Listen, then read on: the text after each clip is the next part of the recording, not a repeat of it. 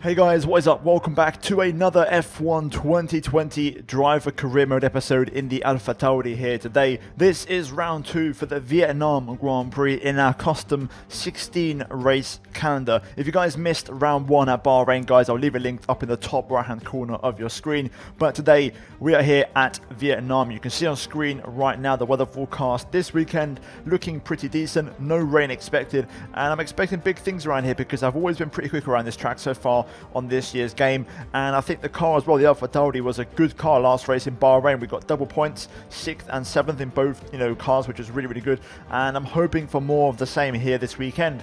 In terms of the R&D graph, we bring a couple of updates this weekend and we extend our lead over Alfa Romeo and close the gap to Racing Point, Renault and McLaren.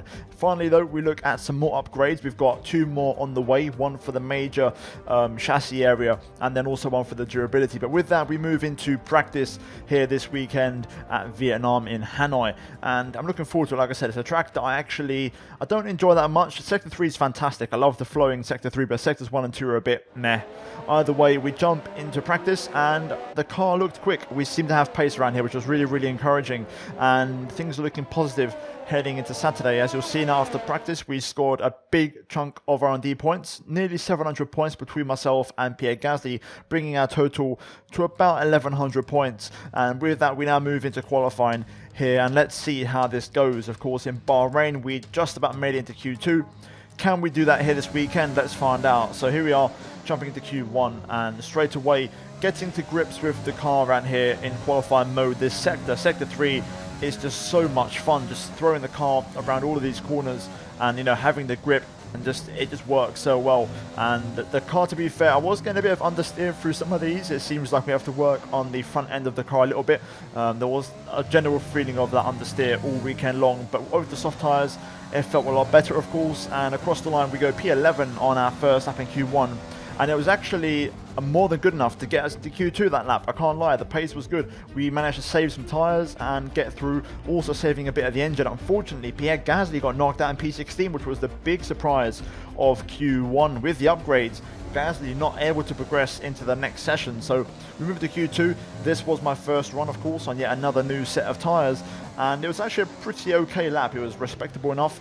As we make our way through the final couple of corners, we are going to run up to the final corner now, and we just miss our apex slightly as we now cross the line, setting a 134.6. We go P8 at the time, ahead of both of the Racing Points, but eventually we got pushed down to P11. So here we go, my lap in Q2. Let's see how it goes. It was my best lap of the weekend.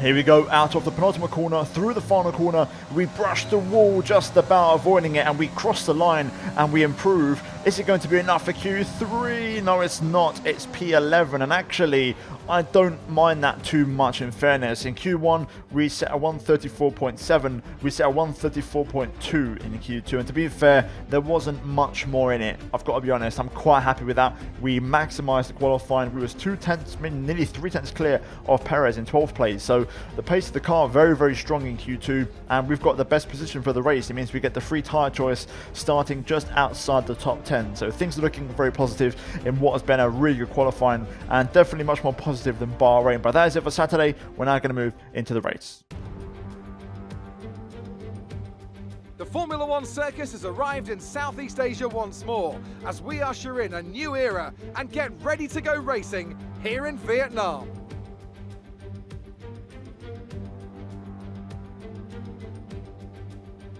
A lap of Hanoi circuit then, 3.4 miles around the Vietnamese capital. A number of the 23 corners take their inspiration from other great circuits, hopefully creating plenty of passing opportunities. And as always, a man with plenty of racing experience joins me in the commentary box. Today it's Anthony Davidson. Tell me, Ant, you're no stranger to surviving the melee of turn 1. So how do you keep out of trouble when there's so much going on around you? There are three main things to worry about there, Crofty: positioning, awareness and discipline. First, you have to put your car in a bit of space and make sure you have room to react to what the others are doing. Then you have to watch your mirrors and listen to the sounds around you to get a sense of where everyone is. And finally, just don't get too greedy. Just because a gap exists doesn't always mean you should go for it. Let's run you through the driver grid order for today's exciting race. Lewis Hamilton lines up on pole position and Valtteri Bottas will line up alongside. Looking at the rest of today's grid, we have Verstappen, Vettel, Charles Leclerc and Albon, Ricciardo, Sainz, Norris and Esteban Ocon, Martinez, Perez, Lance Stroll and Giovinazzi, Raikkonen, Gasly, Romain Grosjean and Kevin Magnussen, Russell and Nicholas Latifi. It's almost time for those 5 red lights to go out. Then let's see who can prevail today. Okay, so here we go then for the start of the Vietnam Grand Prix. First of all, the strategy. We're going to start on the soft tyres. I feel like there's an opportunity for us here today. If we start on the softs, if we can get a good start and a good launch off the line and then do well through the first couple of corners, I feel like the soft tyres will really help us and we could potentially have a really strong race. The fuel load is only 0.5 extra, so not super heavy. Again, because I want to try and be a bit more aggressive at the start on the soft compound tyres. We're then going to go into mediums and softs for a 2-stop strategy in this race. But here we go then, moving into the 5 red lights here at Vietnam. Let's see what kind of start we get on the racing line. Lights out and away we go for round 2 of the season. It's a great start off the line, getting overtake mode engaged, and look at the space on the right hand side. Both myself and also Daniel Ricciardo are going to use the outside line to make a move here, and look at this, up to P6 as we go through turn 2. What a start to the race. Ricciardo up to P4, side by side with Sebastian Vettel, and he makes the move. We've got Charles Leclerc behind us in the other Ferrari as we exit now turn 4, but Leclerc getting straight down to business. We give him a bit of a squeeze there, bit of contact in the high speed as Leclerc's trying to fight his way through, and I'm going to let him have that one. Unfortunately, I know Leclerc's quicker than me, so there's no point fighting a quicker car as we move back down to P7. But what a start from P11 to P7 on the fresh soft tyres. The free tyre choice paying dividends for us already, and we're right in the mix. Albon behind us in the Red Bull in 8th place, and so far so good. The car working really, really well, and onto the back straight we're looking pretty comfortable here, also with straight line speed. I could notice that with the Honda we were a bit down on KPH, but still we were competitive enough. As we move on to lap 3, DRS is now enabled, and we're looking pretty good. We're keeping up with the pace here. Ricciardo is starting to struggle a little bit in the Renault, and that's giving us a chance here because he's holding up both of the Ferraris, and he's keeping us in contention. You can see now on lap 5, eventually both Ferraris get by as Leclerc makes a move on Ricciardo, and we're now going to be the next car. And I think I've got a better pace than Danny Rick here, so I fancy my chances to get past and overtake him. We get very close through the hairpin there, and we're going to have a little look here with some overtake. We're going to try and go down the inside into this tight right-hander. Do we make it stick? Not quite. Ricciardo giving us a bit of a squeeze, and I didn't quite brake late enough. So for now, P7. We're now going to move on to the next lap, lap number 6. And look at this, we are right on Daniel Ricciardo's gearbox here as we go on to the back straight. trying to get that nice clean exit. Good traction out of there, using a little bit of overtake early on just to stick with him. You don't want to use overtake the entire straight because you do deplete your battery quite quickly on this straight. We now open up the DRS, and here we go. Now we're gaining on Ricardo here. We're going to pull to the left-hand side, but yellow flag in front. Something's happened. There's been an incident, I think. And oh my God, both cars slowing down. There's a big crash. I don't know what's happened there. Sebastian Vettel, Verstappen out of the race. We get a 5-second penalty as well as we had contact with Albon. And I have no idea what the hell was just happened there. Let's get a replay of that really quickly. Here is Verstappen. He's going for a move on the Mercedes. And then let's see, he moves and he loses the back end with DRS, and here comes Sebastian Vettel. And oh my God, it's a big crash there from both of them at the high speed part of the straight. And that is a really weird incident. The AI making a mistake, Max Verstappen losing the back end with DRS wide open, and also Albon, I believe, hit us. That's where we got a 5-second stop-go penalty, which was really harsh in my opinion if you watch it back. But Albon did get wing damage in the process, so yeah, a really strange incident and a huge crash in the high-speed section, and that has forced everyone into the pit lane. We are going to have to serve a 5-second stop-go penalty, so we'll get it out of the way nice and early, and fingers crossed we don't lose too much time here. Onto the medium tyres we're going to go. It looks like Stroll has got us. Ricardo is out in front of us as well. Besides that, I think we've done okay, actually. I think we've only lost the place to Ricardo and Stroll. So, in the end, not too bad, actually. And we've got pretty lucky with that. So, even with the penalty, we didn't lose too much time. We've got Russell staying out in the Williams. We just rejoined in front of him. And I think a few more cars have stayed out in front of us, I think. So, either way, there we go. The safety car period comes to an end after that crazy crash, and we're now back underway with green flag conditions. And here we go then. Let's get it back underway. We're currently P7 behind Stroll and Ricardo. Looks like there's an Alfa Romeo there a bit further up the road. I'm not quite sure who it is, but he's holding up the faster cars already. So there's definitely a place up for grabs. There's Kimi Raikkonen, as you can see, on lap number 10 now. We get confirmation of it. And Stroll currently looking for a move on the Alfa Romeo driver. We're going to look for a move as well. Stroll very slow here. We get a nice switchback actually, and we're going to cut underneath and try and make the move here. We're going to look on the inside. It's very close. There's a slight bit of contact as well, but we make the move stick and we move up to P6 ahead of Lance Stroll, and we're now behind Kimi Raikkonen in the Alfa Romeo, who hasn't stopped yet on those soft tyres. So we're going to see if we can try and get past him here as we line him up for a move. No DRS just yet due to the safety car period, but we get very nice and close through the little right-left chicane. And look at this, we're going to try and slide through on the inside through the long left-hander, and we make a beautiful move, and we're now up into P5. Now we've got to try and stay in front though, because Raikkonen and Stroll are going to have DRS on us. So we are using our ERS very tactically here and moving over to the left-hand side gradually to defend our line. We should be okay to hold on. I'm going to keep a nice tight apex to avoid drivers going down the inside, and once we clip the inside curb, which we do, we should be okay, and we are. Stroll making the move on Raikkonen as well around the outside, but there we go, P5, and that is exactly what I'm talking about. And on the medium tyres, we're looking very good here in this race so far. We move on to lap 11, and DRS is now enabled once again. You can see behind us Raikkonen 2.2 behind, so he's really dropping back and he's holding up the traffic as a consequence. Meanwhile, Stroll is trying to make a move here on those soft tyres. You can see he gets very close here into the hairpin on this lap. I actually run a bit wide on the brakes and give Stroll an opportunity, but he doesn't quite make it work, and we hold on to P5 for now. And that is looking pretty good for us in that sense. We can now move on to lap 13, and there's a yellow flag behind. Something's happened, I believe, to one of the cars behind us. We'll get confirmation in a minute, and it's Carlos Sainz out of the race in the McLaren. So another, contender of the midfield out here today. We're now down to 17 runners in this race. And also worth noting, actually, Ricardo now at the end of lap 14 into the pit lane. So he pits very early off of those soft tyres, and we're now up to 4th place in the Grand Prix here today. Stroll still behind us, but eventually we started to get a gap open up. His soft tyres were starting to fade. We had more cars in the pit lane, and you can see that we've got a 1.5 second gap to Stroll, and eventually, he had to pit. He couldn't stay out on those tyres, and we are going to take, I believe, the race lead for a couple of laps here, because most of the cars behind are going to pit. We've now got Lewis Hamilton behind us in the Mercedes for company. And yeah, pretty much, what's going to happen here, because there's no point in me fighting a Mercedes-Benz. So Lewis getting a nice clean run out of there on the fresh medium tyres, and it's going to be a very straightforward move here for him. We're going to let him have the outside line. I'm not going to use any overtake at all. I'm hoping that he can get ahead of us and we can just get a little bit of a slipstream to counteract the lack of overtake. And there we go, Lewis makes the move and he's now into the lead of the race once again. Of course, we're not racing Hamilton here today. We're in a different race of our own, as Lewis a bit slow there on the exit as we move on to lap 19. Now we've got Charles Leclerc behind us, and actually, to be fair, Leclerc, just like on lap 1, he caught me napping here. I didn't use overtake. I thought I had enough, and then suddenly I realised too late, and by then Leclerc had already got the momentum on me. And of course, with that Ferrari engine, he was so quick on the straights, and I could have re-challenged, but I decided to just sit behind and get the slipstream on the back straight. There's no point wasting time battling with Charles Leclerc. And eventually now, at the end of that very lap, we're going to box for our final stop of the race onto the soft compound tyres.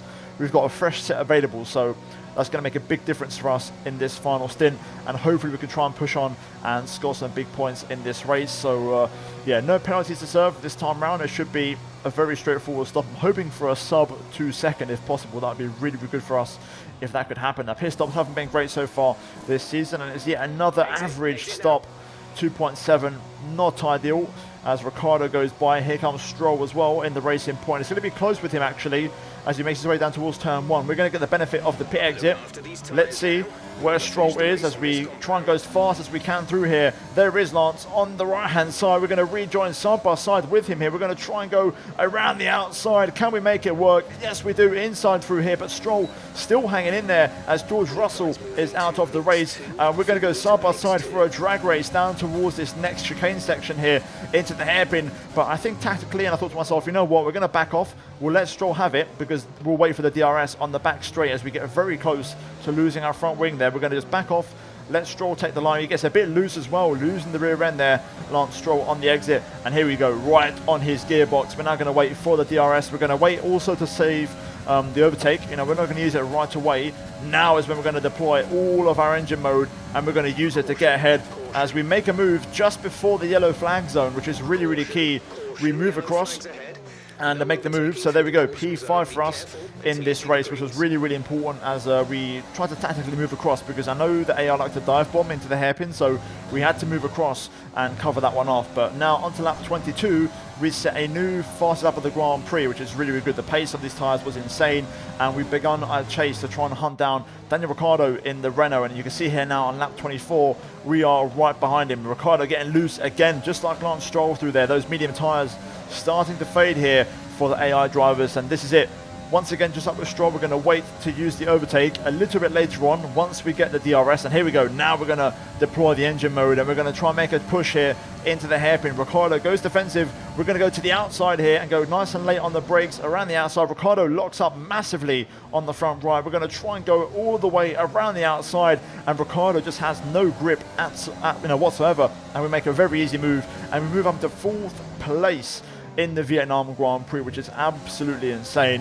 What a race today, and the strategy has been perfect. We now skip all the way onto the final lap of the race. Lewis Hamilton picks up the win for Mercedes-Benz. It's a 2nd place for Charles Leclerc in the Ferrari, Bottas in 3rd, making it a double podium for the Silver Arrows. And we're going to come through, and after a 7th place finish in Bahrain, which maybe should have been P4, this time at Bahrain, Vietnam, sorry, we are going to finish P4 here today. Across the line we go, and that is a brilliant result. That's the end of the race. We'll see you in Parc Ferme.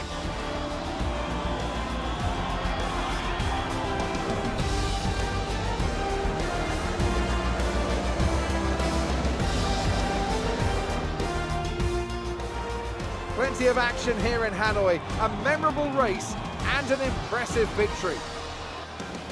Tell me, Ant, how do you think they were able to deliver such an incredible result today? Well, the safety car completely changed the race, didn't it? It's hard to say exactly what would have happened without it, but there's no question that they came out of that situation in a good position. And I can see the drivers starting to approach the podium for the victory celebrations. A real team victory today. Everybody played their part. Congratulations then to Mercedes, your race winners today.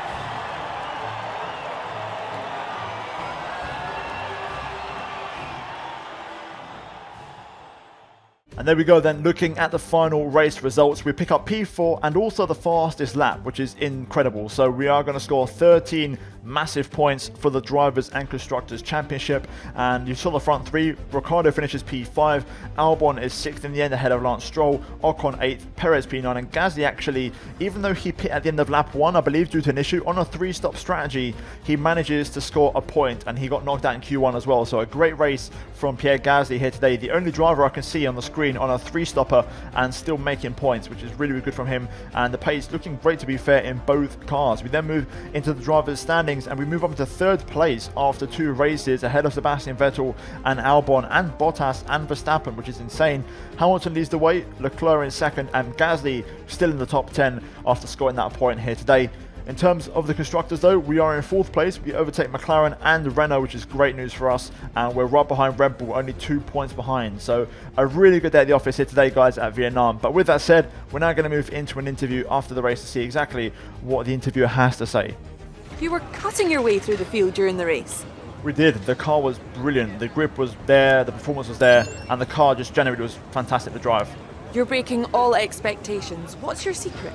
I think, you know, it's all about the team. They've been doing a great job, and we've got a great car here this weekend. It wasn't the cleanest race today, was it? No, it wasn't. I think that's the nature of the track, but everyone's pushing flat out, and, you know, sometimes things like that can happen, really. You scraped the walls a few times. Were you struggling for grip? I'm not sure, to be honest. I didn't think we did, to be honest. Great. Well, that's everything. Okay then, so we are back on the laptop, and you can see on the left hand side we've got a lot of things coming up. We've got a durability upgrade on the 9th, we've also got a hydraulics upgrade on the 15th, and some spark plugs on the 30th. So we've got 3 upgrades scheduled for the next race in Zandvoort. The next race though before that, we've got an invitational event, so that's going to be quite interesting actually. So we've now got 1,300 points after that, and as you can see, we are going to throw on some upgrades. Now I was looking at the best options, you know, in terms of the upgrades, but we're going to go for an engine upgrade that hopefully should arrive before the Dutch Grand Prix. If it does, that's going to be great news for us. We're now going to skip ahead though, because you can see on screen now we're going to go all the way up until the invitational event on the 10th. So we're going to move to that, and we're going to take part in that event. Actually, I'm going to show you guys in this episode the invitational event, and we're going to see if we can try and score a few more points. So let's see if that works our way, and fingers crossed it all goes well. So we're going to skip ahead. The general durability upgrade did arrive, and there we go. We're now ready for the invitational. It's going to be a checkpoint challenge at Zandvoort, so that should give us an extra 1,000 points on the acclaim. So let's jump into it. You can see here it was a pretty straightforward one. We never really struggled with these, but on my first lap actually I made a big mistake, and we ran wide onto the grass, taking the brake marker boards with us, and I thought at this point, oh no, I've messed it up, and you know, that was a big mistake to make. But we got going again with the gravel on our tyres, and surprisingly actually we didn't lose that much time, and I was actually able to complete the challenge relatively easily. You can see here we've got 10 seconds to go on the counter. We have to just cross through one more gate, and we manage it with 5 seconds to spare, and you can see now on the top right we've completed the distance driven and we've surpassed the target. So happy days. You can see here we are still winding down the clock, and I was able to go on for a bit longer actually. So you know, we managed to survive quite comfortably, and we hit the target. We get the extra 1,000 acclaim points, and yeah, in the end it was pretty comfortable. So we survived an early scare. We then move into some more you know, press work and / laptop work, and we're going to see if the rest of our upgrades arrive. We've got quite a few planned, so let's see if it all goes according to plan. So we've got the hydraulics first of all, and then some spark plugs on the way. So let's see, we've got some more R&D points added in. Unfortunately though, the hydraulics did fail, so we are going to have to repurchase that major upgrade, and fingers crossed that should still arrive before the next race. We then skip ahead a bit more, and we're going to get some more R&D points along with some personal upgrades, personnel upgrades, so that should help out our pace. And you see there the hydraulics do eventually arrive. Unfortunately, again, more bad luck as the spark plugs did fail, so again I'm going to have to repurchase an upgrade, which was really unfortunate. But guys, there's it for the race here today at Vietnam. If you guys enjoyed the episode, you can see on screen the crazy crash I took a screenshot of. Really just incredible. I've never seen that before. But if you guys enjoyed this episode, drop me a like, and also subscribe, guys, if you are new to the channel for daily F1 2020 content. And on screen right now you've got the previous episode, round 1 at Bahrain, along with the entire My Team playlist so far, if you haven't seen that series, guys. But that is it from me here today at Vietnam, and I'll see you guys very soon for the next episode at Zandvoort. But until then, guys, take care, and let's get back from me.